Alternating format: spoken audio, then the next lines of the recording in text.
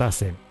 Am pornit, așadar, pe Valea Usturoiului în sus, către vârful Pleștioare, acolo unde trăiește ca un yeti Mihai Racu, în speranța că vom reuși în premieră să-l filmăm pe misteriosul pusnic.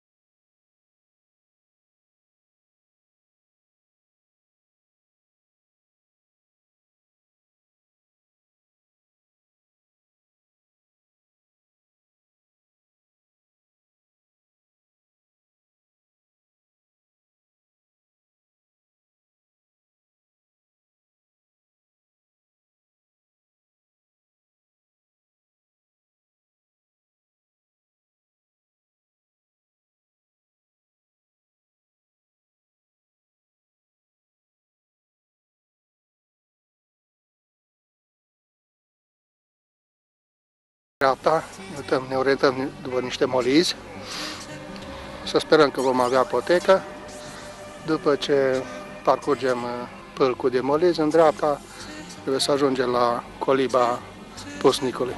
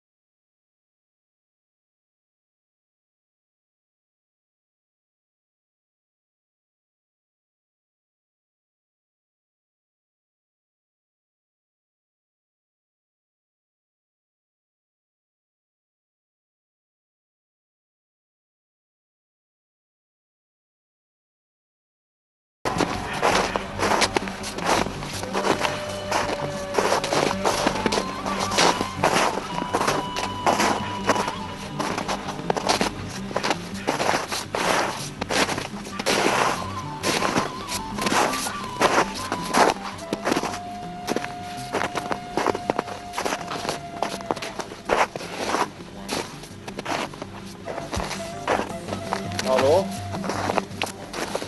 Bună ziua! Turiști! Veniți?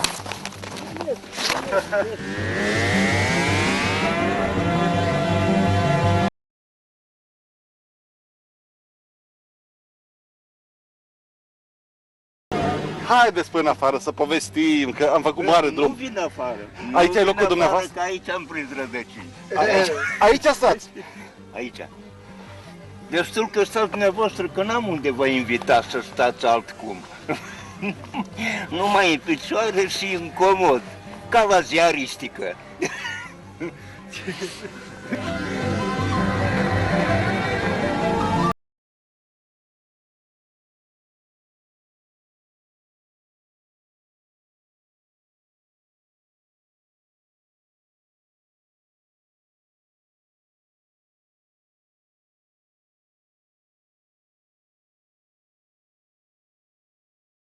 Adapteze la anumite condiții, dar dacă îl forțează un picuț împrejurările, parcă vrând nevrând totul se dă pe brazdă.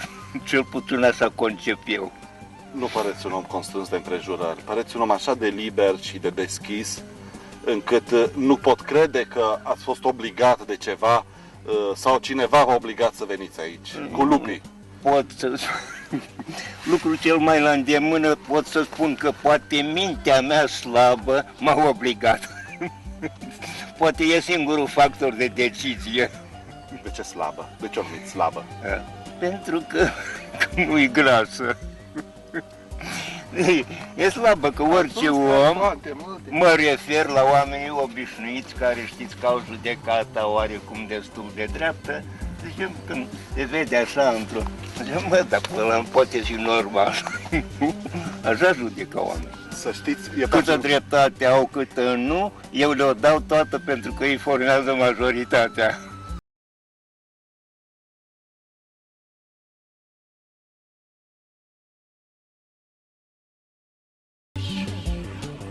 Cum vă simțiți? Văd că aveți o sănătate de fier. Nu aveți răceală, gutura, nimic. Nu. Cu natura mă împac, deci ce vine de la natură e binevenit, că de la natură vin de obicei lucruri bune, de la oameni mai puțin bune. N-am.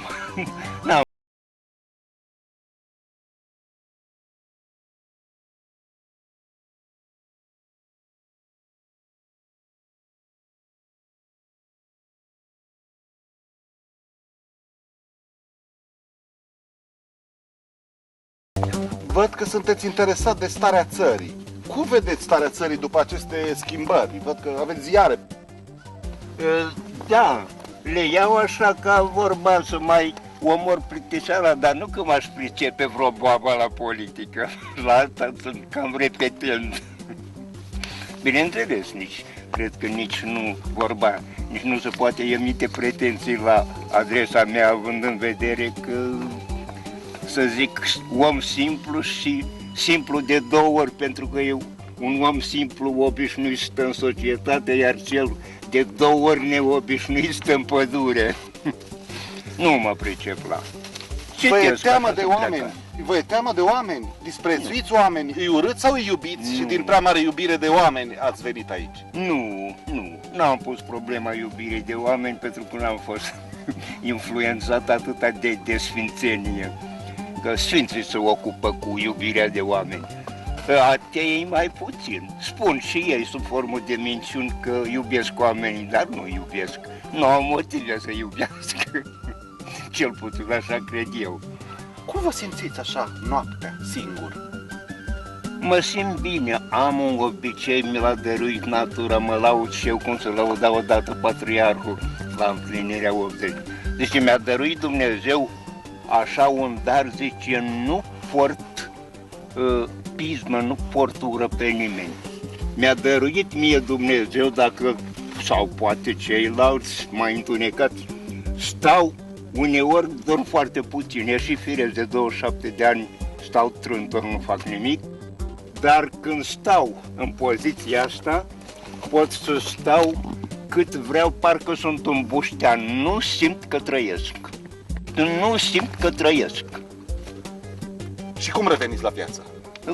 Revin în mod normal, e ciclu biologic, dar, spun, altfel nu mă simt afectat așa de ceva sau de gânduri, că chiar asta am uitat să spun. Nu știu cum sunt eu aici, adică bineînțeles, eu am spus în glumă, zic, mai cum sunt eu acolo de unul singur, de ar fi altul, în locul meu ar ajunge filozof. Nu gândesc la nimic, am spus, ca un buștean, fără gânduri, fără dureri, fără nimic. Și când dormiți, nu vă înveliți, nu vă acoperiți de frig? Ba, mă acopăr, totdeauna mi-acopăr căile respiratorii să nu pătrundă, vorba aia, agenți nedoriți în piept, și n-am probleme.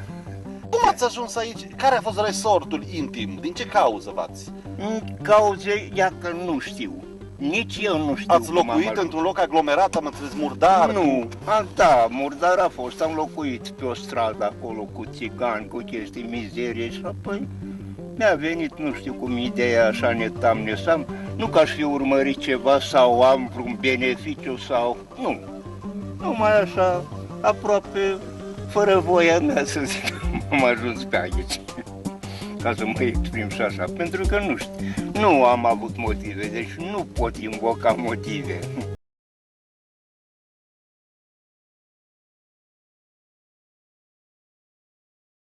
Plin când eram, că eu am făcut vorba școală puțină, cât am făcut în regimul ăla cu creștini, cu fel de duhuri care a vizitat nu știu ce sfinți. Eu, nefiind sfânt, le-am spus la mulți, mă, sfinți nu mă vizitează, că nu-i cazul, dar de ce nu mă vizitează, dragi?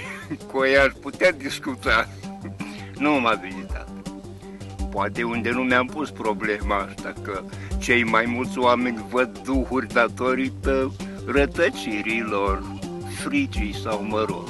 Eu n-am fost curajos, nici fricos, ia printre ei așa. Aici n-aveți treabă cu impozite, cu Nu. terenuri revendicate? Nu. Am ieșit în afara societății și chiar pot să zic că sunt un apatrid. Nu am cu patria, nici cu patrioți, nimica. Eu sunt cu ale mele. Care sunt ale dumneavoastră? Ale mele sunt nimicurile care le vedeți. A mea-i natura, aia e a mea. Aia o revendic eu. De alții fac sacrificii, fac pom de Crăciun, aici am o pădure întreagă.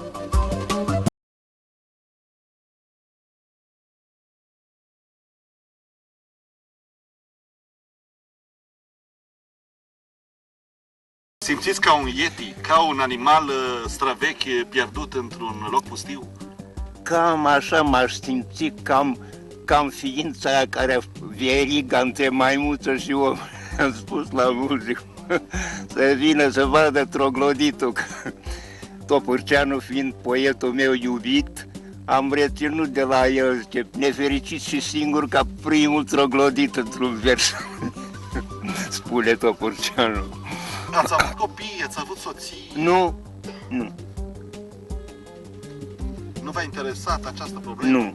Am luat teza patriarhului ăla cu lepra. Gol am venit pe lume, gol voi întoarce în pământ.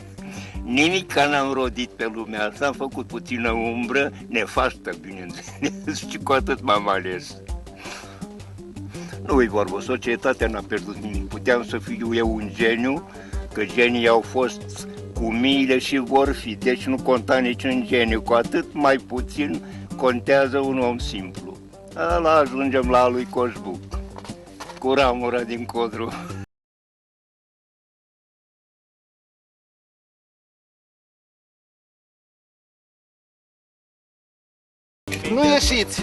Nu ieșiți de acolo, să vă vedem și în carne și oase. Iertați-ne curiozitatea, să vă vedem cum vă spălați, cum vă gătiți. Niciodată, nu mă spăl.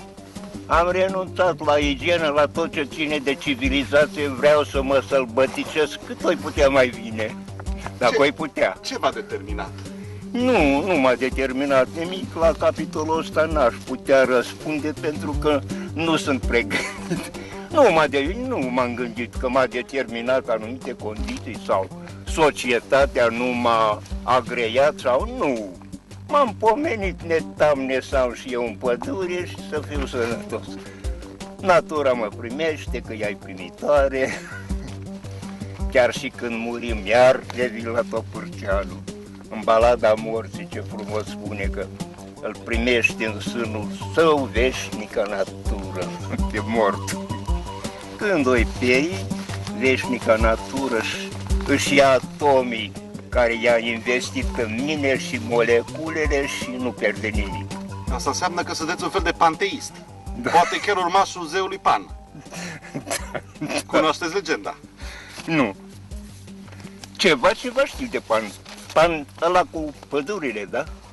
Nu știu, pentru că n-am citit în mod special, așa, fragmentar, am întâlnit în viață, poate atâta i-am reținut numele de Pan, știu că e un zeu cam, nu era să zic năbădăios, un zeu vesel, da?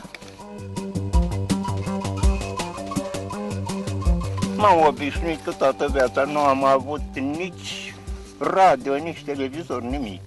Am trăit într-un mediu așa, era să zic, pur arhaic. Poate că nu-i termenul potrivit.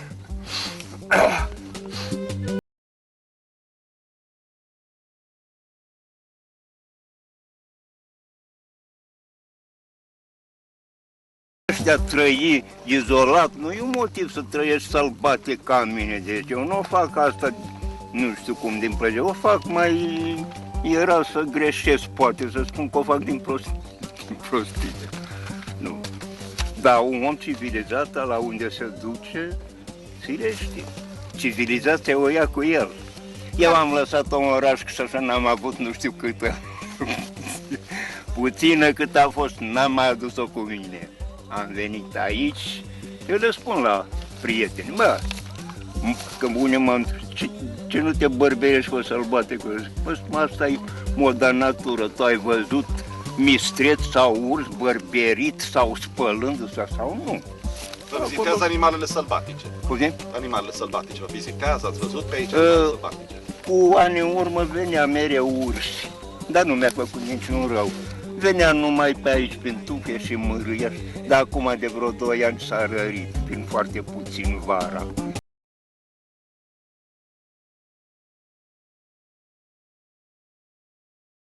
Este mesajul dumneavoastră pentru generația Nu mă pricep la așa ceva. La, vă referiți la posteritate? Da. Posteritatea se va descurca, nu prea știm noi cum. Chiar dacă am face pronosticuri, se vor descurca. În orice caz, mai bine ca noi, pentru că vor fi mai instruiți ca noi un pic. Da? Firește, civilizația, educația se duce, nu stă. Aia nu stă în colibă pe pleștoarea. Are mersul ei firesc și rapid. Și ne dezamăgiți, nu ieșiți din cușcă. Nu ies. Să facem niște pași prin pădure, să ne plimbăm puțin, să povestim mai liber, așa. Stați ca într-o cușcă, așa. Să faceți un foc, să ne încălzim un pic la un foc. Asta doriți. Asta dorim.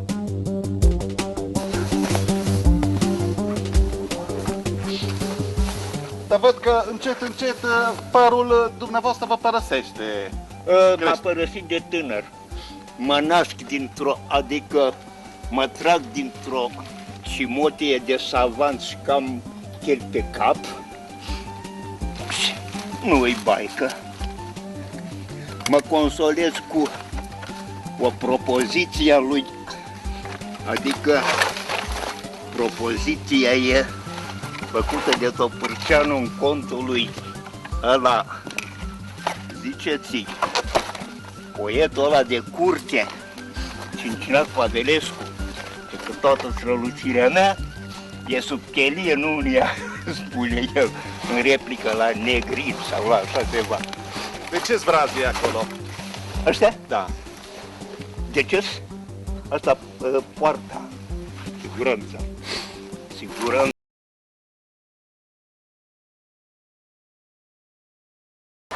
Și acolo se face foc, aveți lemne, aveți tot ce trebuie? Nu scot din zăpadă, că nu le păstrez uscate, că nu ar bine, nu mai ude. Deci vă descurcați. Și noaptea n-aveți nevoie de foc, așa? Nu. N-am făcut, că pentru căldură nu se face foc. Nici pentru paza individului. Face numai pentru necesități stricte, numai pentru mâncare.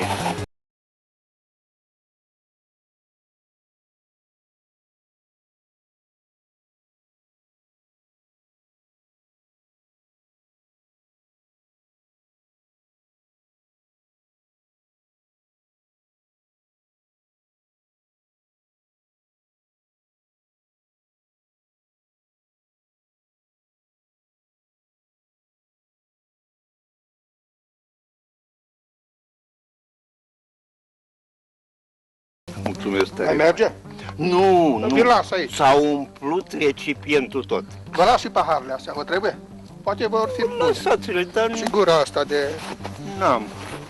N-am obiceiul să fac chefuri cu musafirii. Lemne, de unde aveți stoc de lemne? Nu, astea-s lemnele. Nu fac stoc, nu strâng nimic. Când fac foc, îmi place să chinuiesc și să înjur. Că dacă am totul de-a gata, n-am prilej de înjurat și fără înjurături nu merge.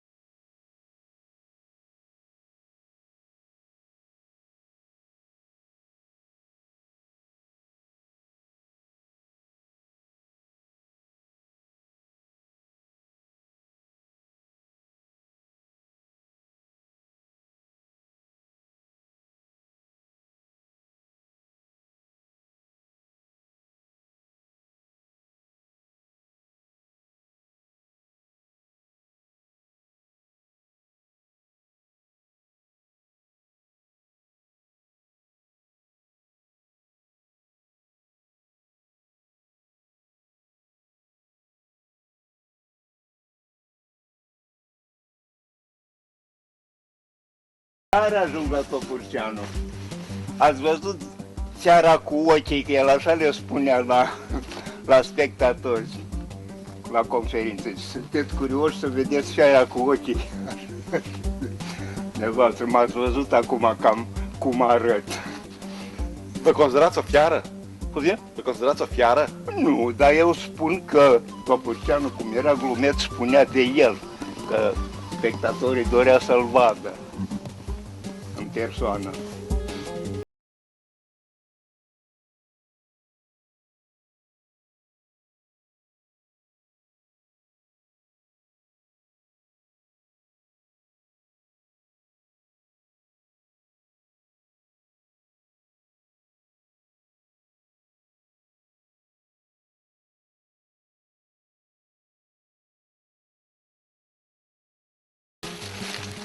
Folosiți mai rar focul, așa?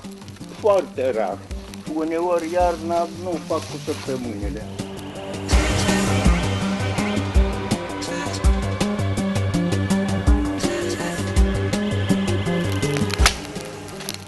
Acolo sus ce aveți? Provizia de alimente? Acolo am niște ulei, urechi murați și fasole.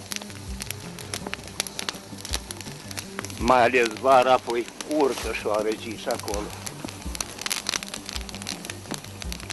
Dar nu-i problemă, eu nu-i consider animale smurtate, că de am avut parte toată viața, dar șoareci am avut.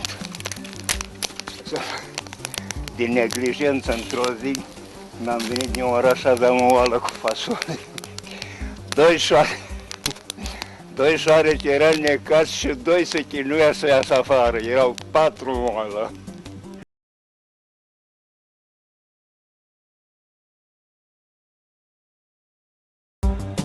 Am avut o garsonieră din aia urâtă și blocul ăsta a ieșit din uz și apoi eu am venit aici. Apoi, cum sunt eu băiat cu mintea subțire, am aruncat și contractul. Fără acte personale am rămas când mi s-a furat dintr-o prăvălie. De la 1 iulie nu m-am dus la poliție să le spun că n-am acte. Și cum vă primiți pensia totuși, fără acte? Păi primesc, că mă cunosc de o groază de 27 de ani. Deci, practic, dumneavoastră nu existați astăzi, la Da, da. Nu exist. Exist doar ca persoană, dar după acte nu exist. Și ce vă faceți dacă, Doamne ferește, aveți o criză cardiacă sau ceva, o boală? Ia că astea nu le pun la socoteală. Zic și eu, ca săracul domnitorul ăla la Nanghie, Doamne, fie voia Ta. Nu îmi fac eu probleme. Pentru mine treacă azi vie, mâine că n-am. N-am de pierdut, n-am de câștigat.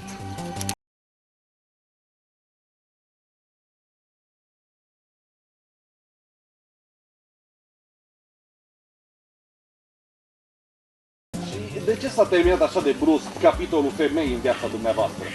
Sunteți un bărbat în forță, înalt, fost bărbat foarte frumos.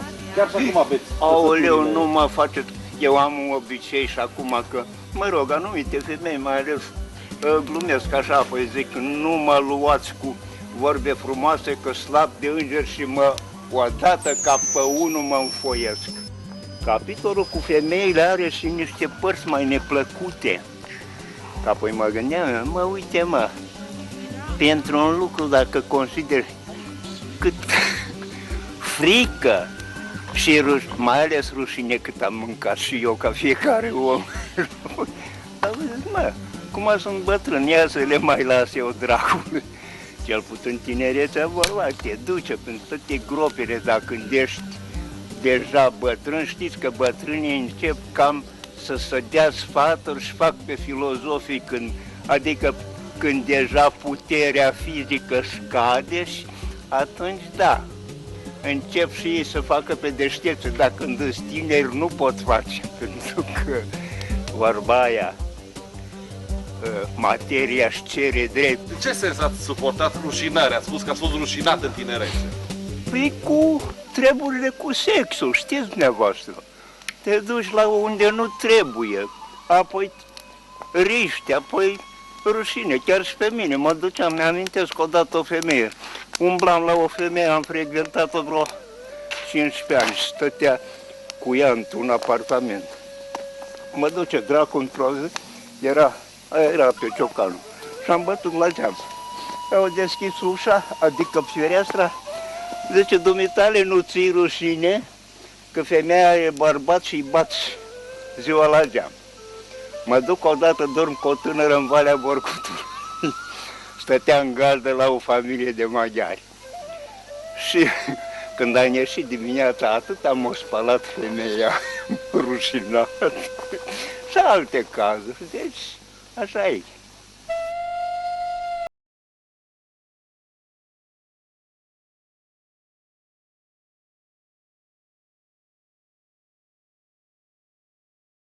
Tuturor animalelor, începând de la micile celule până la cele mai mari dihănii, asta e legea vieții, perpetuarea și consolidarea speciei.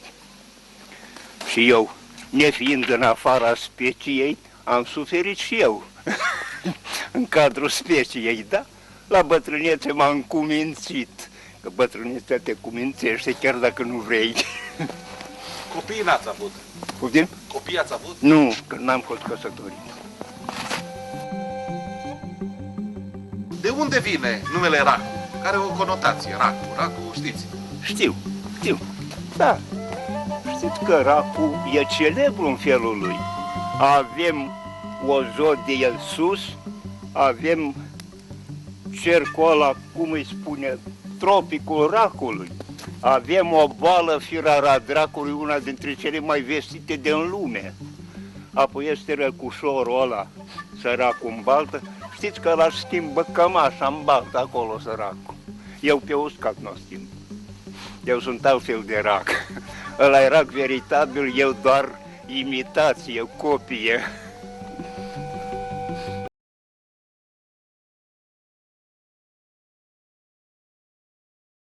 Într-o dată s-a făcut cald, frumos.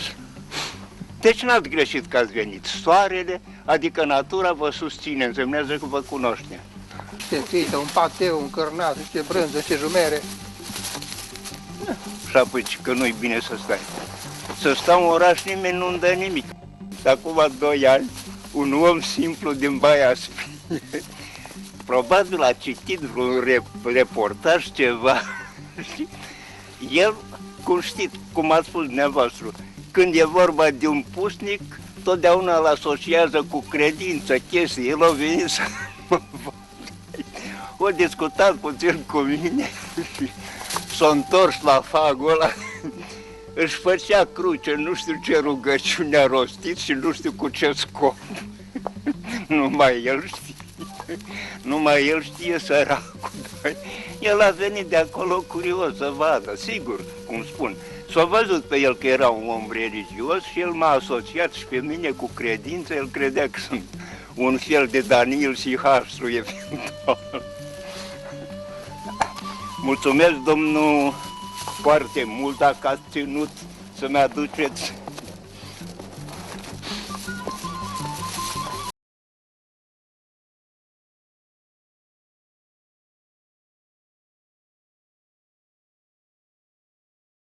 Mult, a fost o reală plăcere. Să trăiți O reală la plăcere mulți ani. pentru noi.